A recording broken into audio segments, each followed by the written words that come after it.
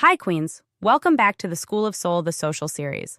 I'm ADELINE Atlas, and today we're unlocking a secret that every smart entrepreneur knows. Pricing isn't logical, it's psychological. You've probably seen prices like $27, $47, $97, and $297 everywhere online. That's not random. That's called charm pricing. And it's one of the simplest but most powerful sales tools you can use when setting your offers. Here's what happens. Our brains read numbers from left to right, just like words. When a price is $99, the brain processes it as being in the 90s.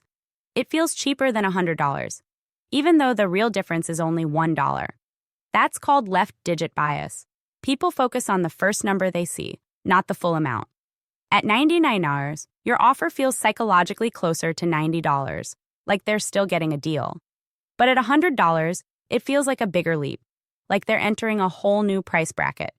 And that $1 shift can be the difference between hesitation and an instant yes. This isn't about tricking people. It's about understanding how humans naturally process information. We all want to feel smart when we buy something. Using a number like $97 or $297 makes the deal feel better, even when the value hasn't changed. And if you want to take it even further, pricing with a 7 tends to convert slightly better than a 9. Numbers like $27, $47, $97, they feel a little softer, a little friendlier than $20 or $90, even though both strategies work. The point is, if you can trigger the feeling that someone is getting a bargain without lowering your value, you win. Pricing is an emotional decision before it's ever a logical one. Final tip. The right price isn't just about the number, it's about how the number feels.